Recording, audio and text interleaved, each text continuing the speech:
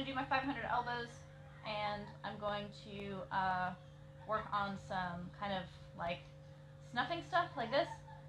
Interestingly, the reason I'm going to be working on that today is because I saw it not working against Yodkun Pan in a watch with me that Kevin and I just did about an hour ago. So it's funny that I chose the guy who was ineffective in doing it to be doing what I'm trying to do with that. But it's something that I can do because I can put a lot of weight on my right foot with no problem at all. So I'm going to be doing a lot of like standing on my right leg thing for today. So that's what I'm up to. I'm going to do 5 sets of 100 elbows as my like backbone. That's the spine of what I'm doing today for repetition and getting consistency in those elbows. And it's really hard to know actually until I get back to actually training with people to know how much this high repetition is going to make those elbows feel like they can just come out of nowhere. That's my experience and why I started doing high repetition elbows in the first place, like I think 2 years ago, was just to like start feeling that those elbows can just come, like I don't have to think about them. So when I get back to elbow sparring with my friend Caro, then we'll know whether that has had the effect that I'm hoping to have out of the high repetition. But the point of high repetition outside of how it's going to engage with like making the elbows more readily available is that high repetition of anything just kind of smooths out the technique itself. Like it kind of just is like sanding paper or water over a rock to just kind of like make all of it way smoother. So that's why I'm keeping with the 500 elbows as my backbone no matter what.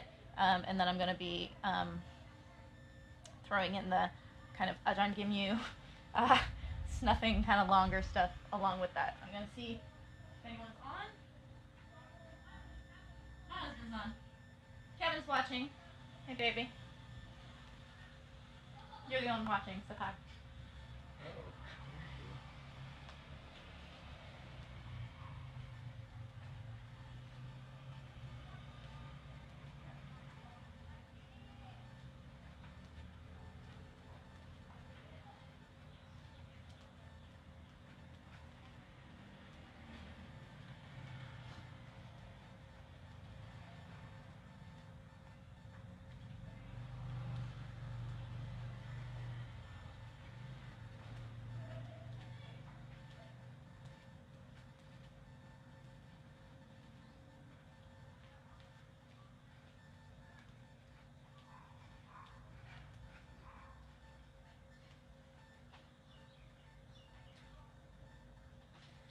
I actually want to make a point about things not working because I said that I'm choosing to work on the thing that wasn't working for this guy in this fight, is that Yodkun Pan with his elbows, he hit guard a lot.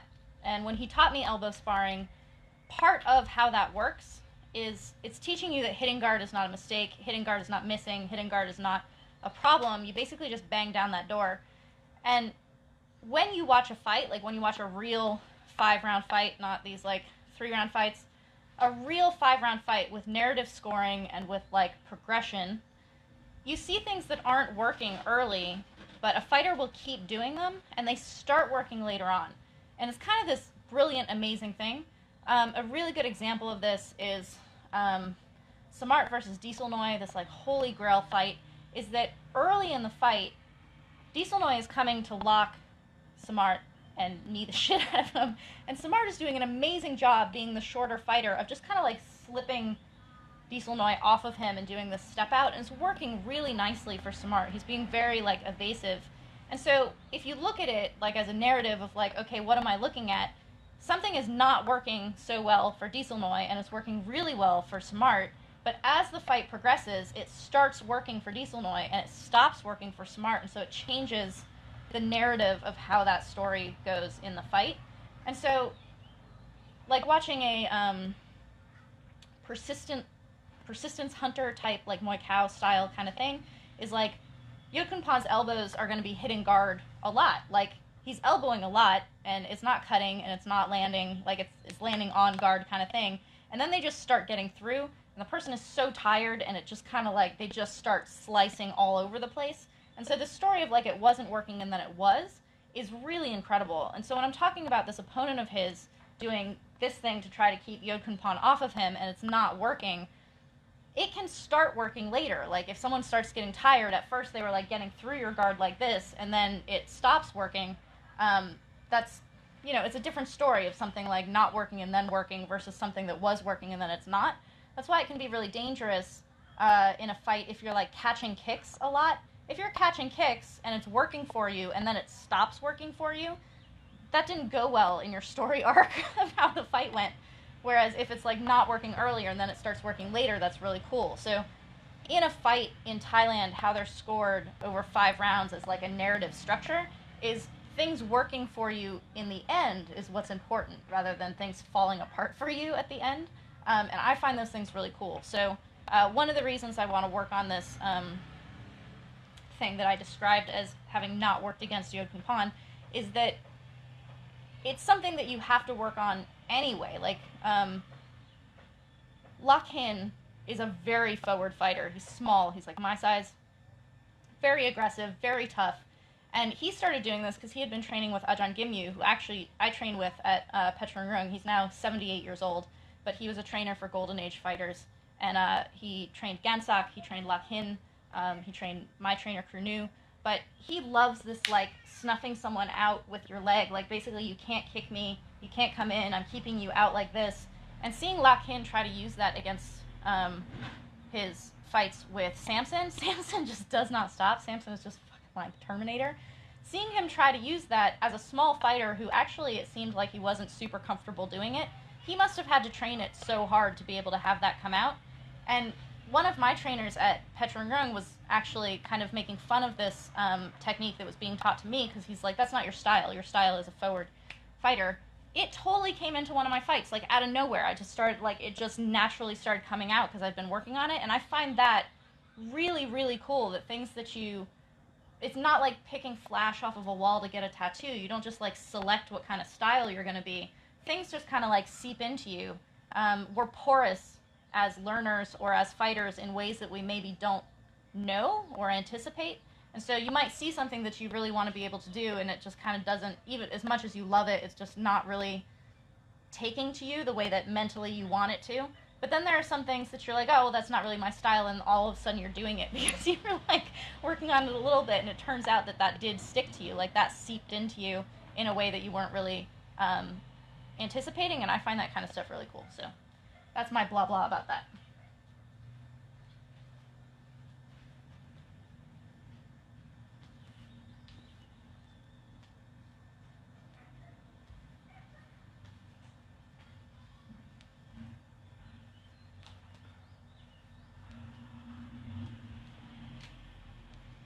So this is a thing, I won't go too into this, but as an Orthodox fighter, if I'm facing another Orthodox fighter, our open sides to each other are our front side. So if you're Orthodox and you're facing another Orthodox fighter, having front side attacks, like as you're closing in, so having your teep, if you watch a Diesel Noy fight, he is just always bouncing this front foot so that he can teep, so he can kick, so he can do things off of that front in order to set up for his power.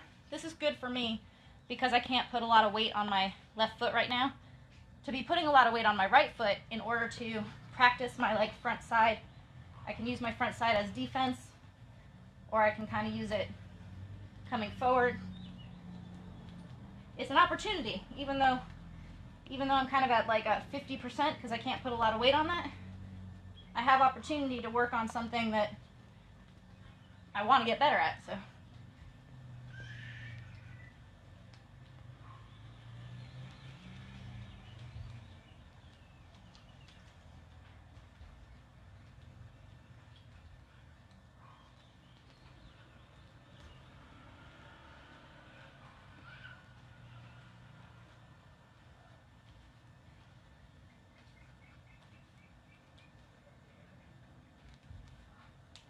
The difficulty for me in this one is that normally you do this when your back is against the ropes, and I don't go into the ropes. I put people in the ropes. But when I've used it, I've actually used it with someone who they were on the rope, and they were trying to come out, and I was kind of using this as a, like, you can't come out. I was surprised to find that in one of my fights, but it's cool. Hi, Carol. Hi, Shannon. Hi, Jim. Helen Garnett. Hello. Michael. Hey, Jim. gym came on right at the end last time. You're early today. That's really good.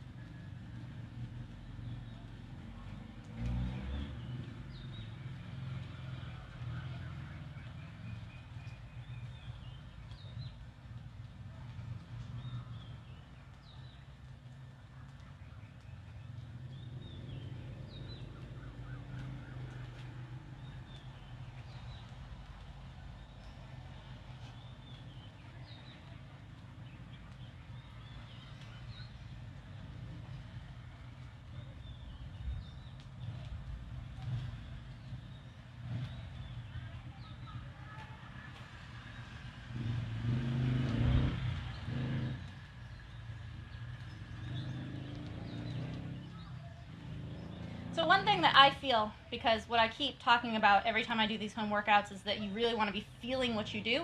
Like, take this time training by yourself to really, really become aware of feelings, like what your body feels like, where your weight is, all these different things. I can feel when I'm using this leg as defense that this arm drops. This arm becomes actually really useless for me. I don't know why. But because I can feel that, that means when I do this, I can practice feeling this arm being still defensive and up while I'm using my front side, instead of just letting it be sloppy and doing what it wants to do, which is get really useless.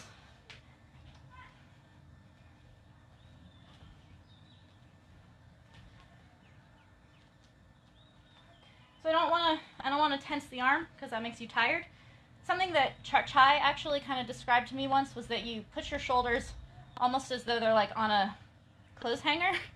I don't know if you can feel that, but when he described it to me, I totally understood what that felt like. So you kind of put them on the little coat rack, but then you let your arms be loose. So the tension is here, but not tense so you can't throw, but you're not like flexing your whole arm. It's just you like put yourself on a coat rack and it's up like that. So when I'm trying to keep this arm tight instead of letting it go, it's actually my shoulder that when I'm doing this, my shoulder is too relaxed because I'm trying to be all relaxed and femur. But if I just bring that shoulder up to my chin, as it should be, it takes care of the whole problem with just one isolated place of tension, which is cool, because then I don't have to think a whole lot about it in terms of like dropping my hand or not dropping my hand.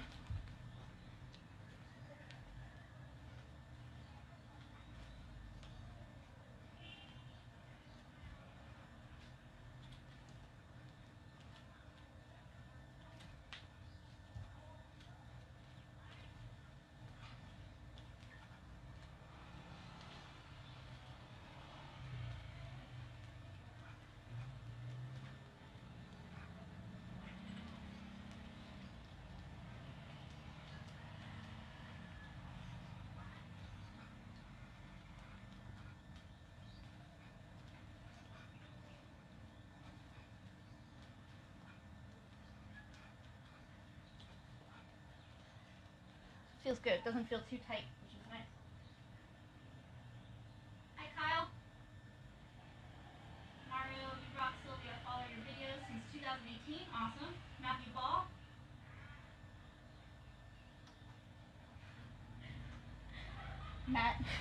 Matt and Kyle together on this. Nice.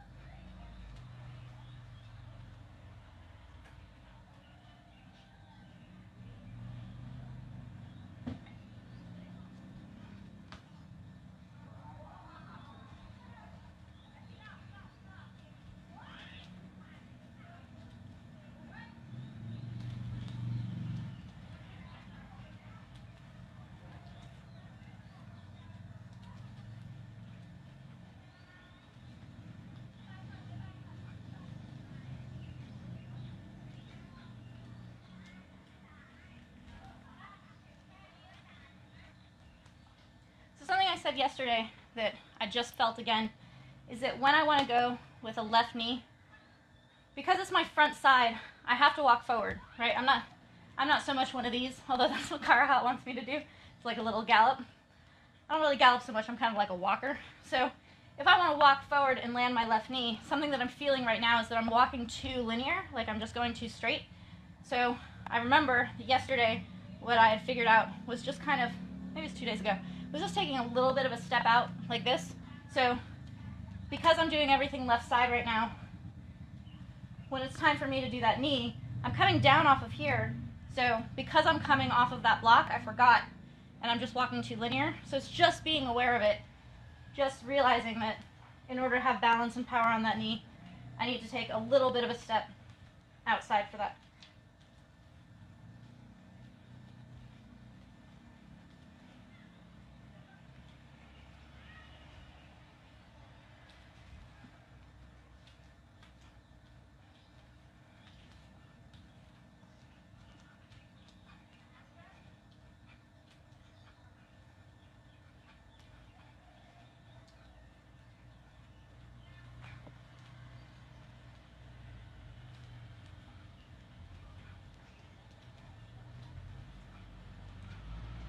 Feels better. Small things, and then you feel that it feels better, and then you don't have to think about it again because it's a feeling instead of a thought.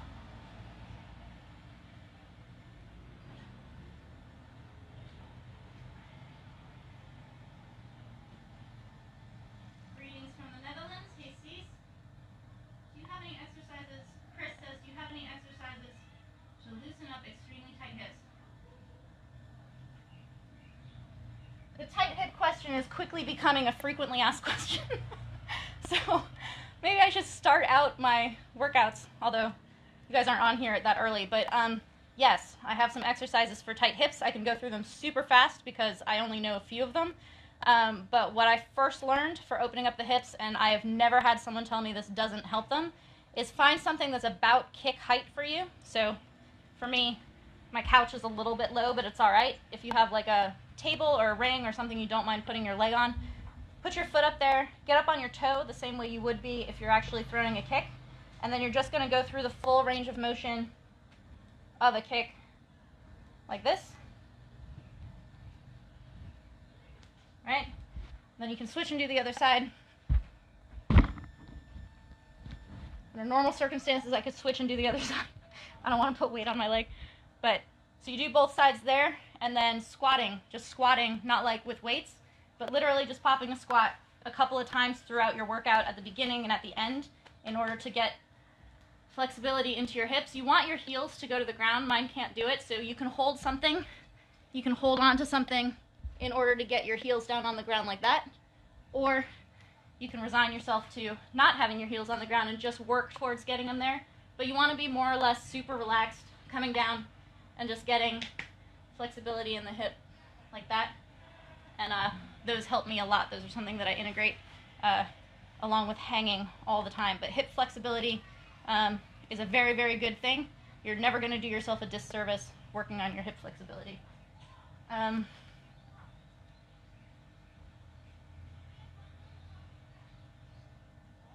says that stretch has totally helped. That's awesome.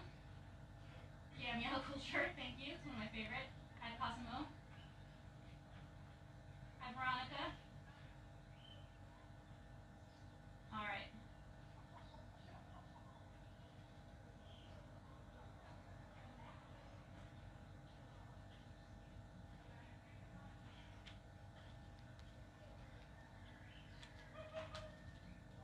Sunset is really, really pretty out my window.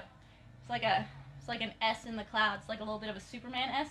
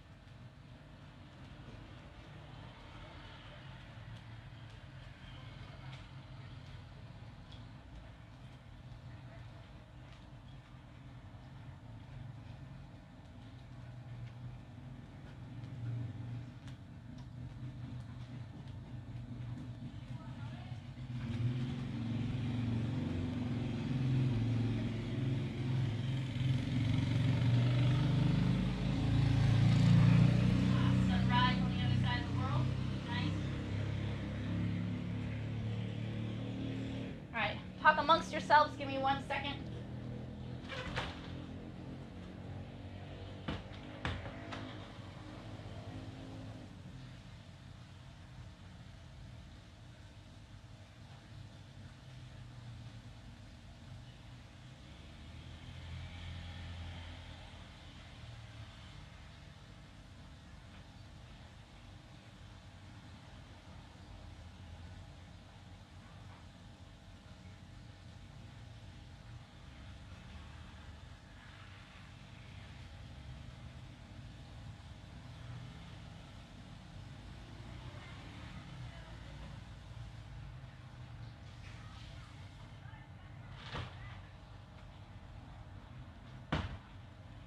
Alright, something that I want to add in while I'm doing this like front side.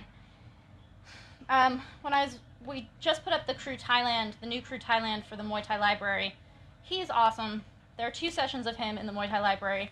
He's the most recent one, and then there's one for a couple of years ago.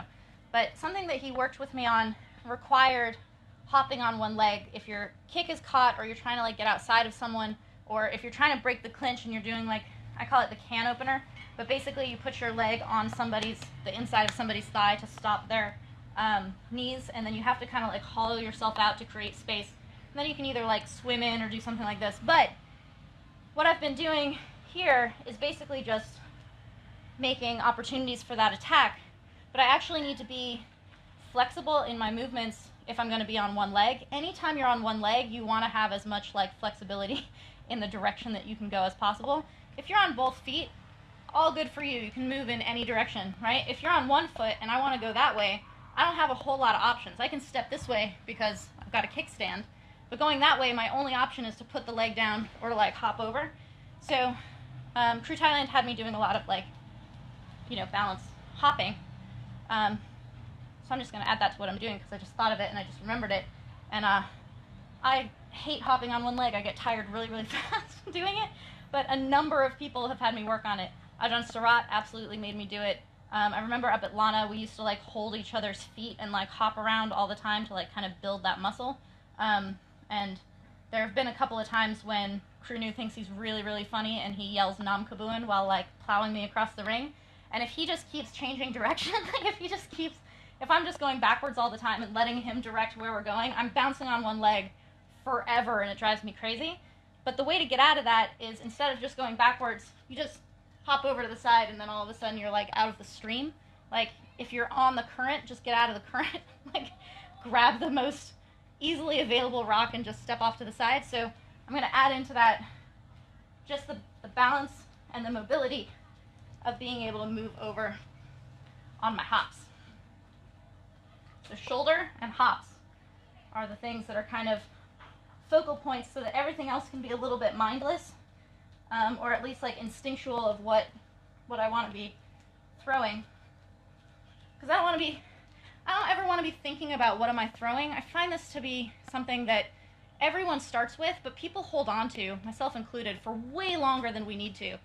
Thinking what strike, like you're verbally choreographing in your head what strike comes next, like I'm going to jab and then I'm going to cross and then I'm going to low kick because I'm Decker. Like, you want it to become automatic sooner rather than later. So by thinking about my shoulder and thinking about my hop, I'm not thinking about any of the strikes. I might be throwing the same combination of strikes over and over again. I don't know, and I actually don't really care. I just want them to be coming out because my focus is just on keeping these points relaxed and mobile. It's the same thing that I've talked about before in these sessions of you just want to designate your tension where it needs to be so that it's not in places that you don't want it to be. So if you're throwing elbows and you're like making fists, you've got tension in the wrong areas and your elbows are all messed up. If you relax here, but you have tension in the right spots so that you could have movement, or like you put tension here because you're blocking and you come around the other side, you don't want tension here, but you do want tension here.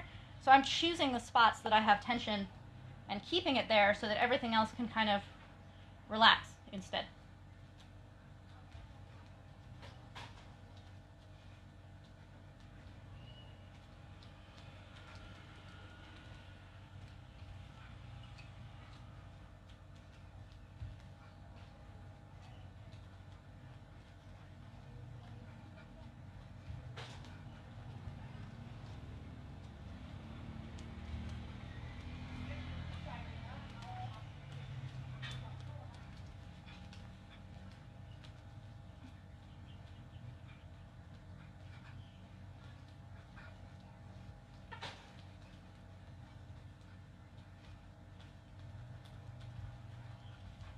as I hopped, I felt that shoulder get kind of lax, but I caught it. That's good. Hi, Ellen. Bye, June. Have fun at work. Christophe from France. Hi, hi, hi. Cool. All right. So, I've got one more round of elbows, and I'm actually going to do them not the way I've been doing them. I'm going to use my last round to do something that's really hard for me. So instead of working on the relaxation and like automatic, the kind of like swings that I've been trying to do for the high repetition on my elbows and will continue to do, I'm not changing things, I'm just changing this round. I'm gonna try to do the elbows that Crew Thailand did in our session, because it requires coordination. It's kind of like rubbing your belly and like patting your head kind of thing. Like, for me, I just can't quite get my brain to like coordinate the movements. So because there's 100 of them, I'm going to do 100 repetitions kind of slow of trying to just get the like pattern down. So he moves his feet in totally a different way than Yod Khun Pan does. Yod Khun Pan says don't twist your feet like this, because once you've twisted, the amount of effort it takes to come all the way back is just too much. So he stays more or less, Yod Khun Pan stays more or less in the middle, and then his twist is like totally from his waist, which is what I've been doing. So for Thailand, he's more or less kind of the same footwork you would have like for punches that are coming down the center, but his arms alternate in this fucking beautiful way. So that one is blocking like this, and the other one's elbowing, and then they switch, and he comes like this, and they switch. I'm going to try to do that.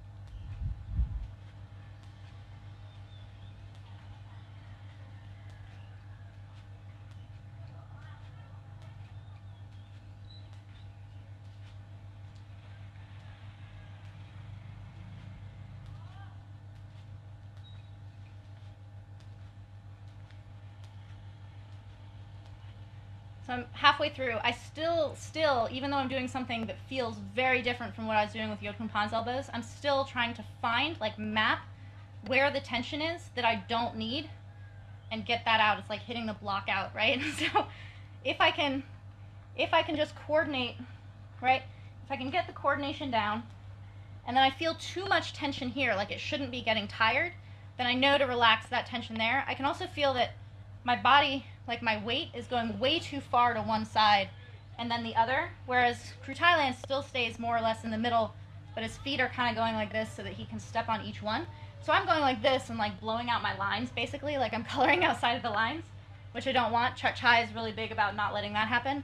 So I'm going to take what I learned from Chart Chai, apply it to my weight transfer, and see if that can bring the next 50 of Thailand's elbows kind of more into shape of how he's doing them. See all my references, see all my footnotes and marginalia to like try to figure out how to make this work for me rather than trying to do exactly what someone else is doing. Just feeling that my weight is too much.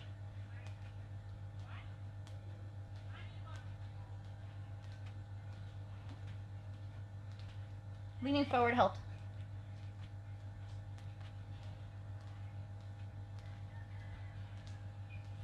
Ah, I lost it.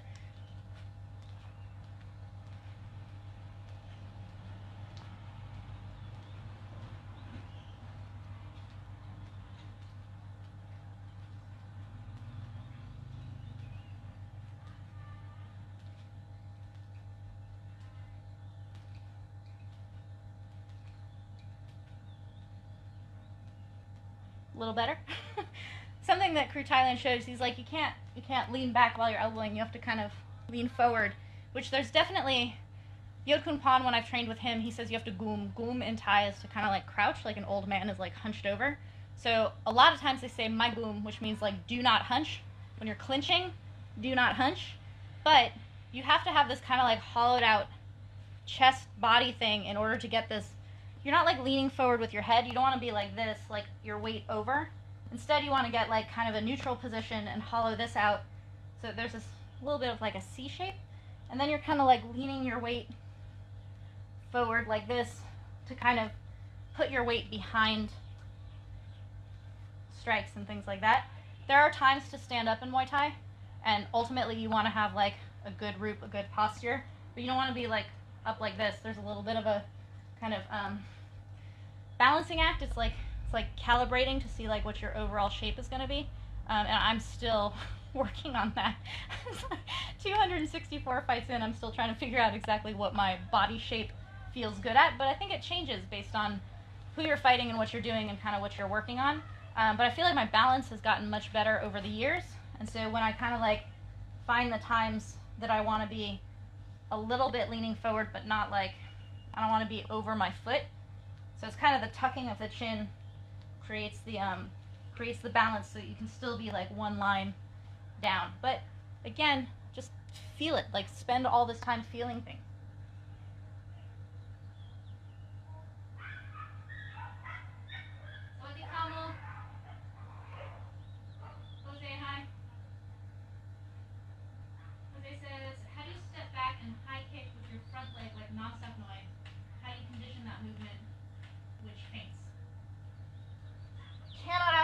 I mean, I cannot answer your feint question because I don't know. I'm terrible at faking.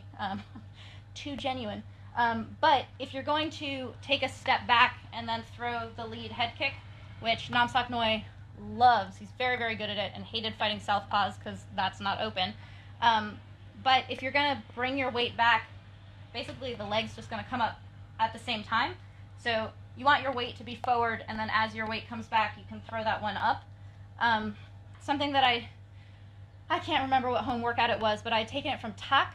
Crew Tak was in Pattaya. He's in Rayong, which none of you know where that is, but it's close. It's just a little bit like of a town over.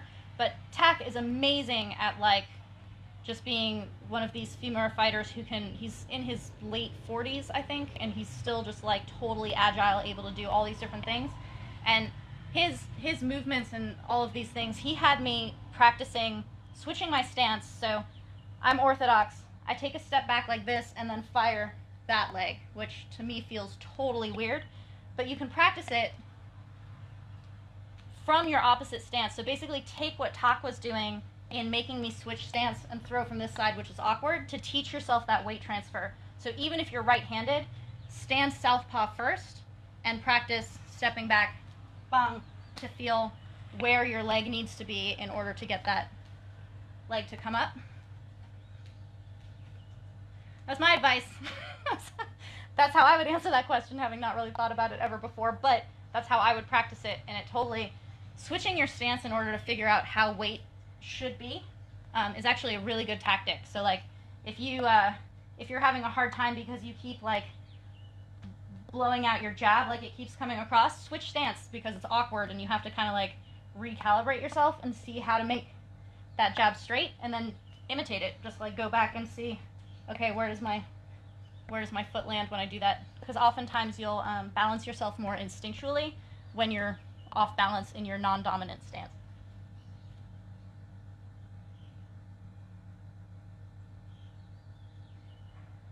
All right. So that's me done for today. Thank you guys for watching day either 28 or 29, depending on whether you ask me or Kevin. We'll go count and figure it out.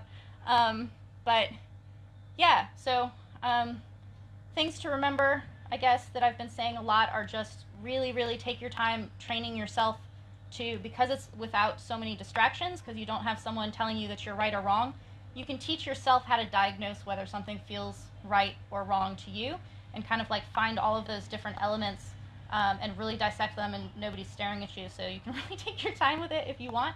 And something that I did today was I believe that the high repetition that I'm doing is super valuable, and like the more high repetition you can do, the more it can actually be as if your mind can wander. Like when you're running and it's just one foot in front of the other and you don't have a lot of like pebbles or sticks or something that you have to jump over, your mind can go all kinds of places because your body's just doing what it needs to be doing.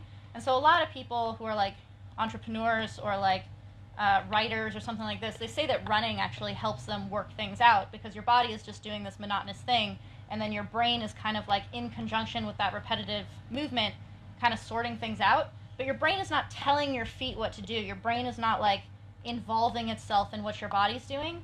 So try to find ways in your high repetition to find that balance where your brain is doing things and your body's doing things, but your brain is not controlling so much what your body's doing. Your brain can be like, oh wow, I just almost stepped on that rock and didn't. Like, it noted that, but it's not like, what a shitty runner, I just almost stepped on that rock. Like, you either avoided it or you didn't. And oftentimes, even if you do kick the rock and you stumble, your body's just going to catch you anyway. And you don't have to be upset that you like tripped on a rock. You just have to be now slightly more aware that there are rocks in the ground, and you can go on like thinking about what you're thinking. So trying to find that kind of balance in high repetition. High repetition is a really, really good asset for your training to like work out your technique and not obsess about it. The key is to not judge all the little things that are happening, to observe them, but don't judge them. So that's my speech on high repetition. And even though I'm totally way into that, using my last 100 to slowly work out something that I totally could not figure out the coordination for with crew Thai lance elbows. That's another thing that you can do with high repetition, is that by doing like hundreds of something over and over and over again, your body just will find that rhythm eventually. So if I were to take a few days doing 500 of crew Thai lance elbows and applying the same things that I'm trying to do with Yod Kung Pan's elbows with the relaxation, I could get that kind of like smoothness and like not having tension in the places that I don't need it kind of thing. So it's like the same process of carving, even though you're not necessarily sculpting the same thing, which is cool. So Crew Thailand is in the Muay Thai Library. We have 2 sessions with him. He's the most recent one, and there's one from a few years back where he's actually working through kind of like every strike. He's pretty amazing. You should look him up on YouTube. His name is Thailand, like the country, Pinsanchai. He has some really, really awesome fights. He says his favorite fight, like his hardest fight, and he talked about it in our most recent session, was with Anawat Gyosamrit, which is understandable. He said Anawat was just such an incredible, powerful puncher, and so he was trying to elbow him on the punches, and Anawat broke his nose, and probably a very exciting fight to watch. I like Thailand a lot.